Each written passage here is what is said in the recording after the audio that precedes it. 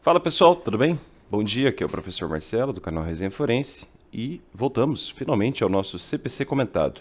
Bom, aqui eu não preciso ficar me explicando muito, né? É só andamento ao projeto mesmo. Lembrando que não temos aqui um curso de processo civil, isso está bem claro sempre, né? São apenas comentários didáticos e práticos ao Código de Processo Civil. Se você quiser algo mais profundo a nível dogmático, acesse o nosso site resenhaforense.com.br, o link está aqui. E também veja aí os links na descrição deste vídeo, tá? Inscreva-se no Resenha Forense, curta o vídeo e vamos que vamos. Então, chegamos na parte do Código de Processo Civil que cuida do assim chamado interdito proibitório, artigos 567 e 568. Só isso para hoje, um comentário bastante tranquilo de fazer, né? É claro que aqui o meu objetivo não é dar um curso de direitos reais, tá? Isso é reservado mais ao direito civil, e por sinal há um curso de direito civil do canal Resenha Forense, o link está na descrição do vídeo. Aqui eu só quero lembrar uma premissa básica, né? Eu até peguei um dicionário latino e português de um autor chamado Francisco Torrinha. Então vejam só o que diz Francisco Torrinha, um grande linguista lusitano.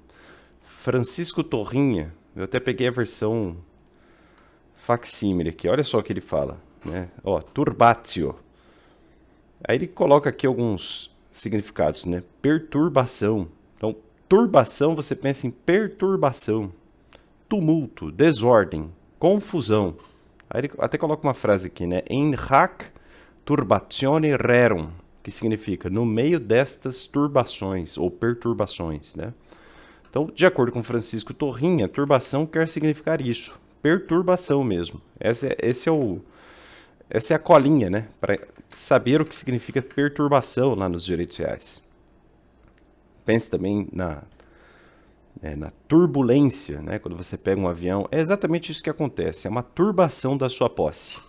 Né? Você tem a posse de um imóvel e ela está sendo turbada, perturbada por um movimento injusto e assim por diante, né? Só para dar um exemplo. E aí o código diz o seguinte, eu já até falei da reintegração de posse, né? Na aula passada, da manutenção de posse também. Hoje a gente fala do interdito proibitório, que é uma tutela inibitória, né? A gente vai falar disso aqui hoje. Artigo 567. O possuidor direto ou indireto que tenha justo receio de ser molestado na posse. Então vejam que a lei protege o possuidor direto ou indireto. Vamos colocar isso na lousa, né? Note-se que a lei protege não somente o possuidor direto, como também o indireto. Então a lei protege não só o possuidor direto, como também o possuidor indireto. A lei protege não só o possuidor direto, como também o indireto. E vejam que a lei fala em justo receio de ser molestado na posse. Isso quer significar uma verdadeira tutela inibitória. Sim, uma tutela inibitória, uma tutela que não se preocupa com o dano. Ela está aí para ordenar o fim de um ilícito. Então, o justo receio de ser molestado na posse demonstra um movimento prévio ao próprio dano. Quer dizer, o acampamento começa a se instalar do lado da sua propriedade. Ou, enfim, ele começa a turbar a sua posse. Contra isso, cabe uma tutela inibitória. A justiça ordena a retirada deste movimento, né? Então, o possuidor direto ou indireto que tenha justo receio de ser molestado na posse poderá requerer ao juiz que o segure da turbação ou esbulho iminente. Aqui, ó, o termo esbulho iminente deixa bem claro que a gente tem aqui uma tutela inibitória, né? Esbulho iminente. Você ainda não foi esbulhado, está na iminência de sê-lo, né? Mediante mandado proibitório que se combine ao réu determinada pena pecuniária. Então, o meio aflitivo imposto ao réu é a pena pecuniária. Vamos colocar multa, né? Então, pena pecuniária, a famosa multa. Multa. Caso transgrida o preceito. Então, o juiz diz, olha, você aí, pelo que eu li na petição inicial do autor, está na iminência de esbulhar a propriedade ou a posse de alguém. né? Você está na iminência de afrontar a posse direta ou indireta, que é justa, segundo o ordenamento. E assim não deve fazê-lo. Se o fizer, multa de R$ 500 por dia, por exemplo. Tá? Aqui eu queria trazer alguns comentários doutrinários. De acordo com Luiz Guilherme Marinoni, então Marinoni, Arenhardt e Mitidiero. Então, Luiz Guilherme Marinoni, Sérgio Luiz Arenhardt e Daniel Mitidiero dizem que aí há uma tutela inibitória possessória. Então, não deixa de ser uma ação possessória, em forma de tutela inibitória. Certo? O fim aqui, segundo esses autores, é inibir atos de agressão à posse. Objetivo. Inibir atos de agressão à posse. Certo? Segundo tais autores, o justo receio de que trata a lei não pode ser meramente subjetivo. Aliás, no próximo vídeo eu vou diminuir essa câmera aqui, que incomoda, né? Então, o justo receio não pode ser meramente subjetivo. Certo?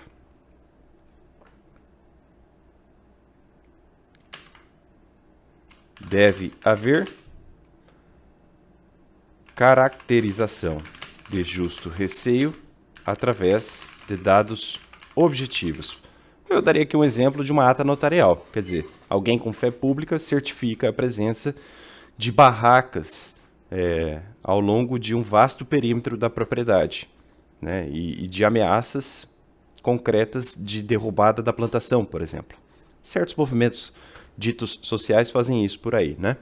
Enfim. E vejam que a ideia essa ordenação judicial, segundo os autores aí citados, então, ainda segundo Marinoni, Arenhardt e Mitidiero, o interdito proibitório agora estudado, ainda que tenha como pressuposto o justo receio de moléstia da posse, ainda que tenham como pressuposto o justo receio de moléstia da posse, pode ser requerido também para evitar a repetição de atos de agressão à posse. Então não é que o pessoal lá das barracas foi embora, não é que o mandato, ou melhor, que o mandado judicial aqui perca sua força. Ele permanece vivo tão logo seja útil ao autor. Ou ainda que seja, enquanto for útil ao autor, melhor dizendo. Então, o mandado judicial aqui, a ordem coercitiva, não cessa de maneira tão bruta. Ele segue aceso de forma residual numa situação determinada, que tenha um mínimo de solução de continuidade, tá? Aqui um autor chamado Rodrigo Xavier Leonardo. Então, espera lá que eu... Tem um autor chamado Rodrigo Xavier Leonardo. Deixa eu só ajeitar um negócio aqui. Espera aí, pessoal. Então, Rodrigo Xavier Leonardo diz o seguinte: lamentavelmente, a eficácia social do interdito, proibitório é reduzida à fixação de uma multa. Trata-se de uma medida que, em determinados casos, pode ser inadequada à tutela do direito. Então, segundo este autor, seria insuficiente essa previsão aqui da lei, ó, que se comine ao réu uma determinada pena pecuniária caso transgrida o preceito, apenas uma multa, segundo Rodrigo Xavier Leonardo, pode haver situações em que a multa é insuficiente. E aí o direito não seria tutelado. Mas aí, Marinoni Arenhardt e Mitidiero, porém, trazem uma ponderação. Segundo a trinca de autores aí citada, nada impediria, vamos colocar assim, nada impediria a aplicação de algum meio subrogatório ou de indução mais idôneo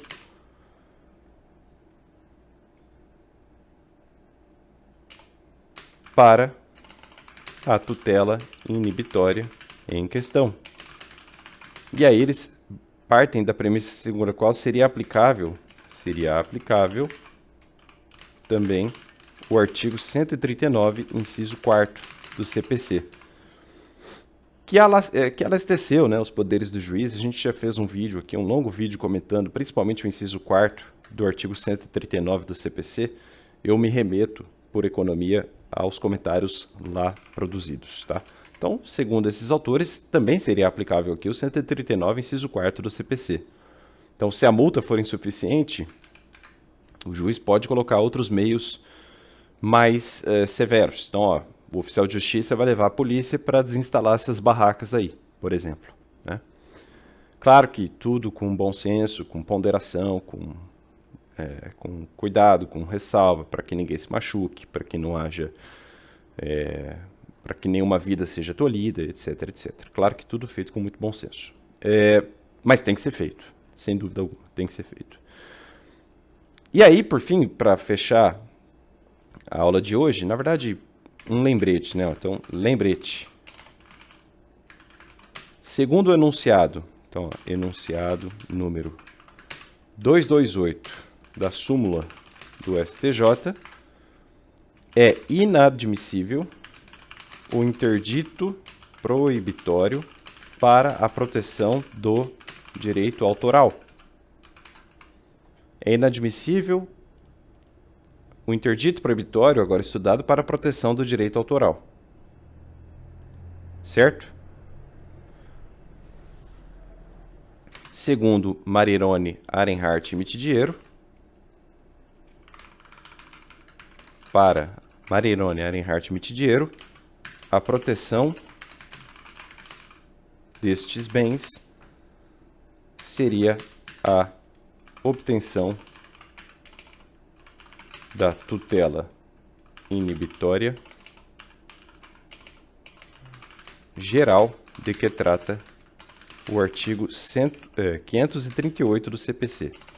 Se é o 538, a gente já comentou. Tem um vídeo só disso aqui no canal. Certo? Eu acho que esses comentários aí são bem razoáveis e dão conta do material. Nesse tanto aí, tá?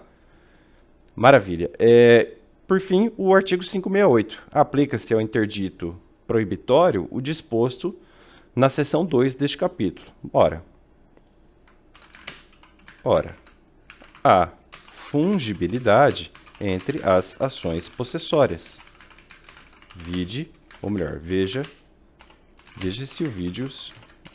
Vejam-se os vídeos passados desta série. Então, já expliquei, né? Fungibilidade entre as ações possessórias. Sendo assim, o artigo 568 traz algo lógico. Aplica-se ao interdito proibitório o disposto sobre as ações de manutenção e ou reintegração de posse. No que couber, a gente pode colocar assim, né? Então, digamos que o receio, né, do esbulho iminente, na verdade, um dia depois do protocolo da inicial, acabe não virando um medo, mas uma constatação. Olha, a propriedade foi invadida, a posse foi efetivamente turbada. né, perturbada, né, como diz o Francisco Torrinha. Então, é até natural que a lei diga que, olha, aplica-se o interdito proibitório, o que a gente já viu sobre manutenção e reintegração de posse. Assuntos que já foram comentados. Maravilha. No próximo vídeo, a gente começa a comentar o trecho do código que cuida da ação de divisão e de demarcação de terras particulares. A gente vai começar com as disposições gerais, a partir do artigo 569. Um forte abraço, até mais. Vamos que vamos.